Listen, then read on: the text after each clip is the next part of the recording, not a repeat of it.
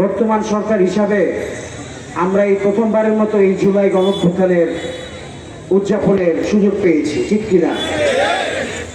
আমরা জুলাই গণঅভ্যুত্থানে যেহেতু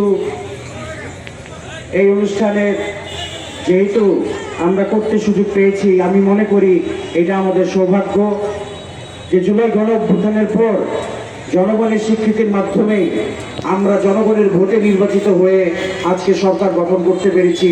জনাব তারেক রহমান সাহেবের নির্দেশনা অনুযায়ী ওনার নেতৃত্বে আমরা একটি সুসংগঠিত এবং সুশৃঙ্খল সরকারি দল হিসেবে আমরা প্রতিষ্ঠিত হয়েছি এবং সরকার হিসাবে আমরা দেশ চালাচ্ছি। এই জুলাই গণঅভ্যুত্থান শুধুমাত্র একটি দলেরই ছিল না, এই জুলাই গণঅভ্যুত্থান ছিল বিভিন্ন দলের, সাধারণ কর্মচারী থেকে শুরু করে শ্রমিক, ছাত্র, নেতা, ধর্মীয় সদস্যগণ এবং কর্মজীবী পুরুষ, মহিলা, শিক্ষক, শিক্ষিকা সকলে।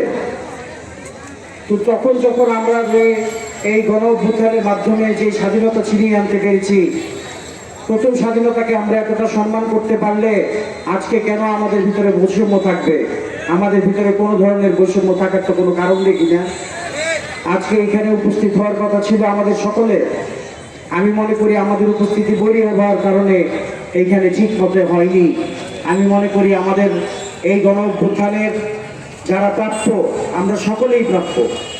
আমরা দলমত নির্বিশেষে এই জুলাই গণঅভ্যুত্থানকে নিজেদের মনে চেরিশ করব, নিজেদের মনে লালন করব এবং আমাদের ভবিষ্যৎ প্রজন্মকে আমরা সুশিক্ষায় শিক্ষিত করব যে এই জুলাই গণঅভ্যুত্থানের মাধ্যমে আরেকটি স্বৈরাচারের পতন আমরা ঘটিয়েছিলাম। আমি আপনাদের কাছে দোয়া প্রার্থী এবং আপনাদের সমর্থন প্রার্থী, এই কারণে যে আপনাদের সমর্থনের মাধ্যমেই আমি নির্বাচিত হয়ে এসেছি এবং আপনাদের সমর্থন যদি আমার সঙ্গে থাকে, আমি ইনশাআল্লাহ আপনাদের পাশে সর্বদাই থাকার চেষ্টা করব।